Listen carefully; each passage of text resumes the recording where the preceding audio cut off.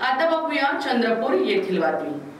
चंद्रपूर जिल्ह्यातील beer bar, wine shoppe, beer shoppe तसेच देशी दारू दुकान वाटपातील गैरव्यवहाराची चौकशी करून दोषींविरुद्ध नियमानुसार कठोर कारवाई करण्याची मागणी लाचलुचपत प्रतिबंधक विभागाकडे निवेदनाद्वारे जनविकास संघटनेच्या वतीने करण्यात आली आहे।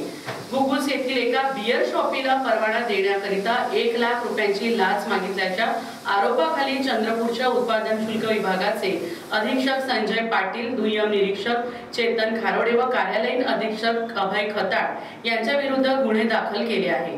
चंद्रपूर शहर व जिल्ह्यात देशी विदेशी दारूचे दुकान, beer bar, wine shop, beer shoppe चे परवाने देताना नियम डावलण्यात आल्याची पुराव्यासह तक्रार देऊन कारवाई करण्याची मागणी केली होती।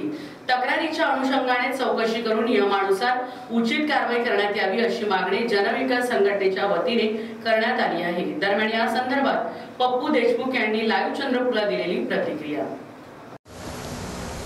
चंद्रपूरमध्ये काल राज्य उत्पादन शुल्क विभागाचे अधीक्षक तसेच दुय्यम निरीक्षक व कार्यालयीन अधीक्षक यांना लाचलुचपत प्रतिबंधक विभागाने यांच्यावर गुन्हे दाखल केले।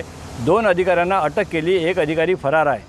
मागच्या 2 वर्षापासून चंद्रपूर जिल्ह्यामध्ये नियम डावलून सरसकट म्हणजे महापूर आल्यासारखा दारूचे दुकानं, देशी दारूचे दुकानं, विदेशी दारूचे दुकानं, वाईन शॉप, बियर शॉपी याचं वाटप सुरू आहे आणि दुसरीकडे ज्यांना मंजुरी दिली त्यांच्याकडून मोठ्या प्रमाणात करोडो रुपयाच्या वसुल्या सुरू आहे। याचे सर्व पुराव्यानिशी आम्ही 1.5-2 वर्षापूर्वी माननीय जिल्हाधिकारी आणि लाचलुचपत प्रतिबंधक विभागाकडे चंद्रपूरला, मुंबईला सर्व ठिकाणी तक्रारी केल्या, कारवाई झाली नव्हती। काल मात्र जी कारवाई झाली खंडणी लाच मागताना, त्याच्या अनुषंगाने आम्ही केलेल्या तक्रारीच्या सगळ्या तक्रारींना रिओपन करून पुन्हा राज्य उत्पादन शुल्क विभागचे अधिकारी, जिल्हाधिकारी कार्यालयातले तत्कालीन जिल्हाधिकारी, तत्कालीन पोलीस अधीक्षक आणि अनेक पोलीस निरीक्षक जे या सर्व मद्य घोटाळ्यामध्ये गुंतलेले आहे। हा केवळ चंद्रपूरचा मद्य घोटाळा नाही, चंद्रपूर एक सॅम्पल आहे।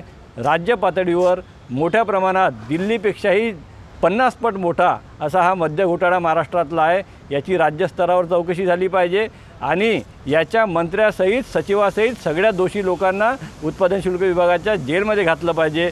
जसं केजरीवालांना घातलं तसं यांना सर्वांना जेलमध्ये घातलं पाहिजे अशी आमची मागणी आहे। एकीकडे केजरीवाल यांचा 100 कोटीचा घोटाळा असं सांगता आणि त्यांना आतमध्ये टाकता आणि दुसरीकडे महाराष्ट्रातल्या सर्व जिल्ह्यामध्ये सरसकट करोडो अरबो रुपयाची देवाणघेवाण करून नियम डावलून दारू दुकानाचं वाटप करण्यात आलं आहे।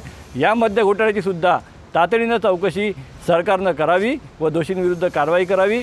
चंद्रपूर जिल्ह्यातल्या अधिकाऱ्यांविरुद्ध गंभीर गुन्हे दाखल करून सर्व प्रकरणात त्यांना दोषी ठरवून त्यांच्याविरुद्ध कारवाई करावी अशी जनविकास सेनेची मागणी आहे।